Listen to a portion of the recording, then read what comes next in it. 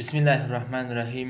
تېره ورځ څو تنه بهر میشتي وګړي چې د سیاحت په موخه کندوز ولایت ته په سفر راغلي وو، د یو تن کندوز میشتي له لورې دوی ځورول شوي وو، چې وروسته د دوی دغه ویډیو په سوشل میډیا کې نشر شوه. وروسته د کندوز ولایت امنیه قومندانۍ رهبري مقام د هدایت په اساس ټولو جزتامونو ته دنده وسپارل شوه تر څو دغه کس پیدا کړي او د قانون منګولو ته یې وسپاري، چې بالاخره تېره شپه د کندوز ولایت امنیه قومندانۍ اړوند د ترهګرۍ پر وړاندې د مبارزې مدیریت له لورې دغه کس ونیول شو او د قانون منګولو ته وسپارل شو. د کندوز ولایت امنیه قومندانۍ رهبري مقام ټولو هغو بهر میشتو سیلانیانو ته ډاډ او اطمینان ورکوي چې دغسې اشخاصو چې هغوی دوی ته او همدارنګه یا کندوز میشتو ته صدمه رسوي هغوی به نیسي او د قانون منګولو ته به یې سپاري.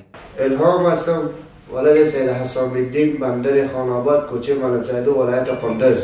برای روز خارجی را آزار دادم در پیش چوک در راسته طلا فروشی گفته آزار دادم در تست باسکت فروشی آزار داده میشن. این کار کردیم امارات اسلامی افغانستان آورد مرا در قماندانی.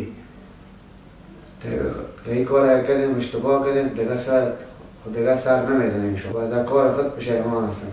خارجی کسایی که خارجی ها را هزار عجل قرار میگیره اونها هم گرفتار میشن. د کندوز ولایت امنیه قومندانۍ رهبري مقام ټینګار کوي چې د هیواد ملي ارزښتونه د خلکو حیثیت او د بهرنیو میلمنو درناوی او خوندیتوب د خپلو لومړیتوبونو څخه بولي او هیڅ چاته به اجازه ونه کړي تر څو د بهر میشتو وګړو عامه نظم اخلال کړي. همدارنګه د کندوز ولایت امنیه قومندانۍ رهبري مقام کندوز میشتو ته ډاډ او اطمینان ورکوي چې د دوی سر مال او حیثیت خوندي دی او موږ هیڅ چاته اجازه نه ورکوو تر څو په یاد ولایت کې عامه نظم اخلال کړي.